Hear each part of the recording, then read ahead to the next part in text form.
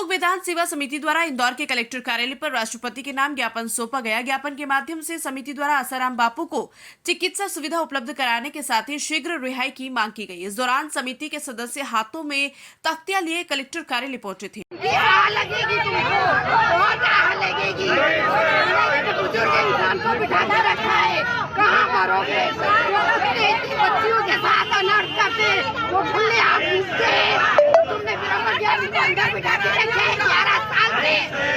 इंसानों कैसा इंडिया है, कैसा भारत है, ये भारत है, अपना भारत ऐसा हो ही नहीं सकता है। इतने बड़े ब्रह्मज्ञानी को तुमने अंदर बिठा के रखा है 11 साल से, कहाँ भरोगे तुम?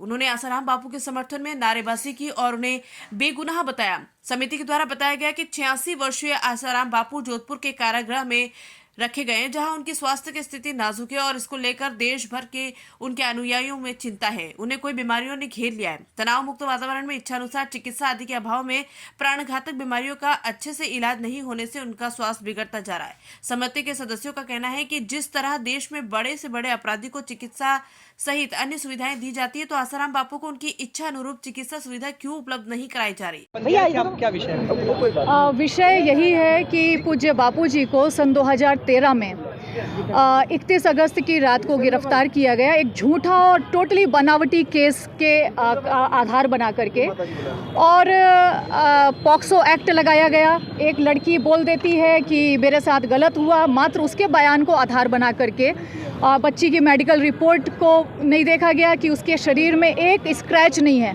बच्ची बोलती है, लड़की बोलती है कि वो बापूजी ने 1.5 घंटे तक मेरा मुंह दबा करके रखा। उसकी माँ बाहर बैठी हुई है, माँ को कुछ पता नहीं चल रहा है, उसके चेहरे पर 1.5 घंटे तक हाथ दबा करके रखा है, उसके कोई निशान नहीं है। और ऐसी अनेकों चीज़ें हैं। आप लोग अगर केस की डिटेल में जाएंगे तो आपको समझ में आएगा कि कितना फैब्रिकेटेड ये केस है। और उस फैब्रिकेटेड बनावटी केस को आधार बना करके पूज्य बापूजी के 50 साल की सेवा कार्यों को दरकिनार करके, अनदेखा करके उनको जेल में रखा हुआ है। चलिए ठीक है, मान लिया कि पॉक्सो का एक्ट लगा है और उस पर केस चल रहा है, कार्यवाही, पर ऐसे बीच में कई सारे लोगों के ऊपर भी ये पॉक्सो एक्ट लगा।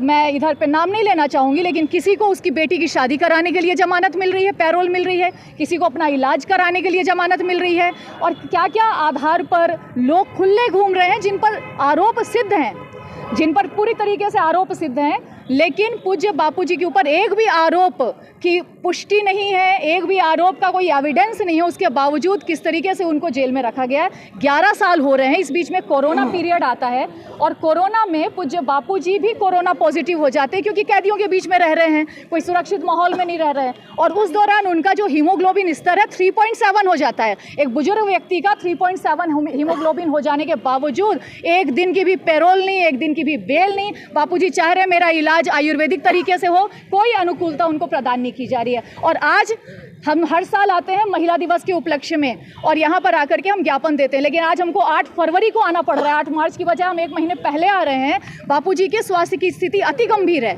तो उनको शीघ्र से शीघ्र कुछ रियायत मिले, उनके अनुकूल वो जैसा उपचार चाह रहे हैं वैसा मिले। यहाँ आतंकवादियों के भी मानव अधिकारों की रक्षा की जाती है, जो 50 साल अपना मानव सेवा में लगा दिए, उनके द्वारा जो चलाए जा रहे सेवा कार्य हैं वो आज भी चल रहे हैं अनवरत रूप से। ये महिला उत्थान मंडल है, मैं संत श्री आशाराम जी गुरुकुल की प्राचार्या हूँ। गुरुकुल चलाए जा रहे हैं, महिलाओं के उत्थान के लिए कार्यक्रम चलाए जा रहे हैं। होल्डिंग देखे जा रहे हैं, इसमें षड्यंत्र का भी आरोप आप लोगों ने लगाया, क्या किसने षड्यंत्र चाहिए?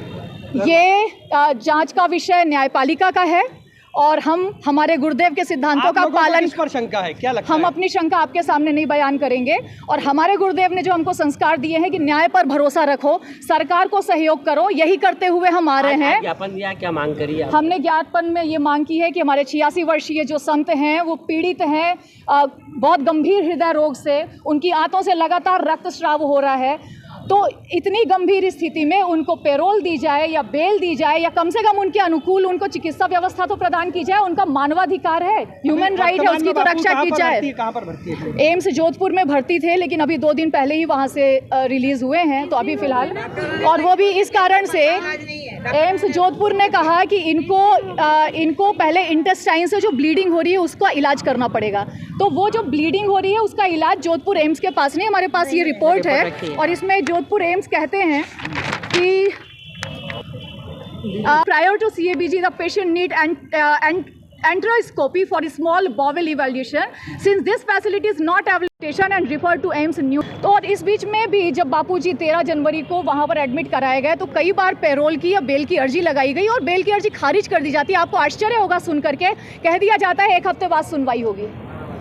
मतलब इतनी गंभीर स्थिति है कि कभी भी कुछ भी हो सकता है और कोर्ट का ऑर्डर आ रहा है कि 1 हफ्ते बाद सुनवाई होगी। हम अभी भी न्यायपालिका का मान करते हैं, सम्मान करते हैं, आदर करते हैं हमारे गुरुदेव के हमारे पास जो संस्कार हैं उसके आधार पर, लेकिन हमारी न्यायपालिका से गुहार है उनके सेवा कार्यों को देखा जाए, उनके द्वारा जो चलाए जा रहा है आज भी जो सेवा कार्य चल रहे हैं उनको देखा जाए और मानव अधिकार की रक्षा करते हुए मानवता के नाते एक बुजुर्ग संत को रियायत दी जाए। आपका परिचय दीजिए। रश्मि चतुर्वेदी, संत श्री आशाराम जी गुरुकुल प्राचार्य।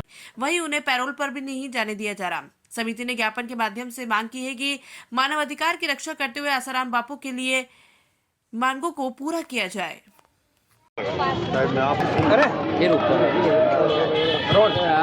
आज योग वेदांत समिति के माध्यम से आसाराम बापू की रिहाई को लेकर ज्ञापन दिया गया है, क्या कहना चाहेंगे सर इस मांग को? देखिए, ये तो न्यायालयीन प्रक्रिया का एक पार्ट है क्योंकि सारे निर्णय न्यायालय को लेने हैं। इन्होंने ज्ञापन दिया है, इनकी बात हम ऊपर तक पहुंचाएंगे प्रशासन। सर बड़ा रोष देखा जा रहा है इन लोगों में इसको लेकर। अब देखिए, ज्ञापन दिया है उसका हम जो भी विधिवत निराकरण है वो हम करेंगे। आपका परिचय दीजिए। तो मैं एडीएम इंदौर रोशन राय। इंदौर से सरफराज खान की रिपोर्ट।